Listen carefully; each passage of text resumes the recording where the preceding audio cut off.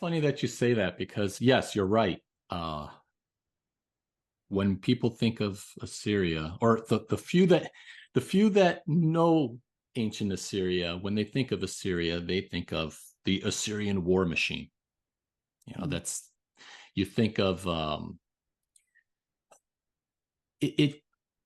I think for most Westerners, the the view of Assyria that they have tends to be from what they read in the Old Testament. In the books of Kings, Chronicles, to even prophets such as Isaiah. And the biblical view tended to portray them in somewhat of a negative light.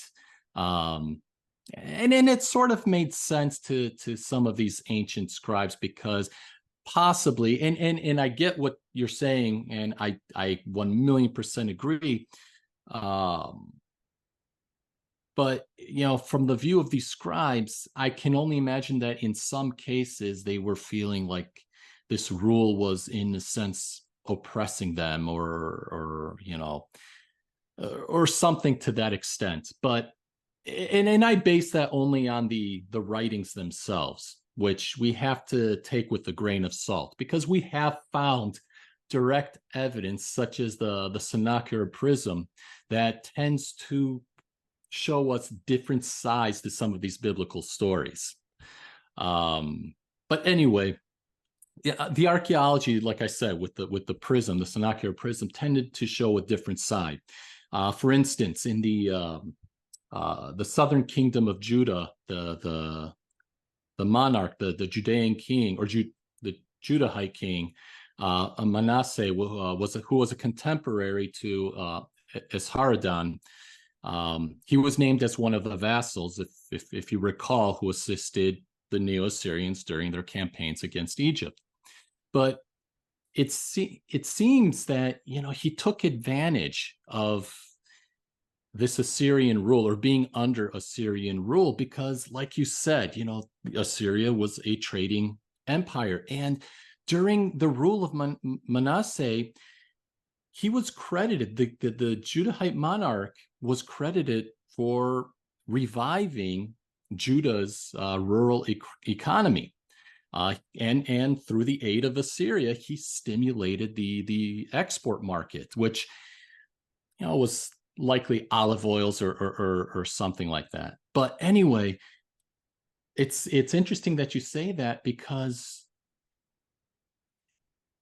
in my readings of Neo-Assyria, you see these trade routes that are essentially not necessarily created, but like reinforced, and so much going on in terms of just connecting this ancient world. So I actually find it pretty interesting that you are that you are saying that. It reassures what I've been thinking, this entire time, during my studies, during my readings. But the other side of it, is, the war piece, because while they are a trading nation, they are known for their wars, are they not? That's, like you said, that's what we see in the reliefs. That's what we find in the documentation. And they are pretty well known for their cruel methods of maintaining control.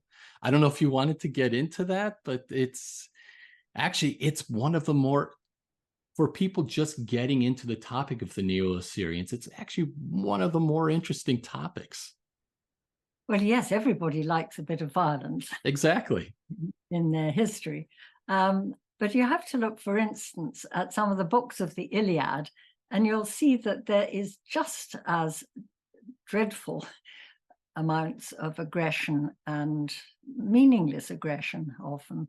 And in my opinion, with the Assyrians, when you look at their sculptures, for instance, the siege of Lachish, where they capture this town just near Jerusalem, and you see that they are treating different people very differently. There are a very few people who are killed, and they are beheaded and their heads put on stakes, or they're flayed and so on. But most of the people are leaving the city as deportees. They're going to a better land, as of course they're told by the propaganda of the Assyrians. And they're going there with their children, with their menfolk, with their goods. The girls, the women are, and the small children are riding on a cart. And we know from the correspondence of the kings that there's great efforts made to make sure that they are fed well when they are on the journey and when they arrive. So this is not the treatment that you imagine from the rhetoric of the annals, for instance, of the kings, where the rhetoric is designed to make you scared so that you won't upset their arrangements, the arrangements of the Assyrians. And it's very carefully done. Yeah, I can see that because, just for example, with the northern kingdom of Israel, we read about the exile of of the Israelites when Assyria came in. But then in the annals, we read so much about, just the importance of the Israelites to the Assyrians, such as you read about, Israelite horses and things of that nature, where the Assyrians are taking advantage and utilizing these Israelites within their armies, within their military campaigns, among other things. So, like I said, our Western view tends to be a bit tainted when it comes to the Neo-Assyrians, or at least the brief knowledge of the Neo-Assyrians that is usually, that has been captured in the Old Testament.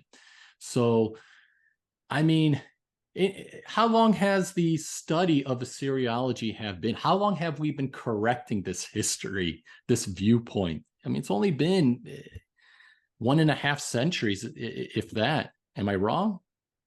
Yes, it's about maybe 170 years now that we've been trying to understand these things. And of course, you first of all take a literal view of the texts that you think you've managed to read correctly. And then after a while, if you compare the official records with the day-to-day correspondence of the officials, you'll find that there is a tremendous amount of literary rhetoric that has gone into the annals for good reasons, because that's the thing that is going to get across to Manasseh and so on in Israel, or go to Samaria and the people who are deported from there. But the letters and so on show how carefully they were looked after. The kings and some of their families, I mean, Hezekiah's wives and daughters all go to Nineveh, and a lot of them are musicians. And you just imagine Hezekiah's Jerusalem Symphony Orchestra has arrived in Nineveh and having a great time absorbing the music of that great place. They're living in the palace, and some of the deportees from royal families are eventually sent back to their capitals to help or even to be pro-Assyrian. Now, you won't achieve that if you beat them up. So if you give them palace life with music, dancing, and some fun, they will go back and say, gosh, it was marvelous. Why don't we stay with these people, make our trading arrangements, all the facilities that we get with being an Assyrian client nation, or whatever you want to call it.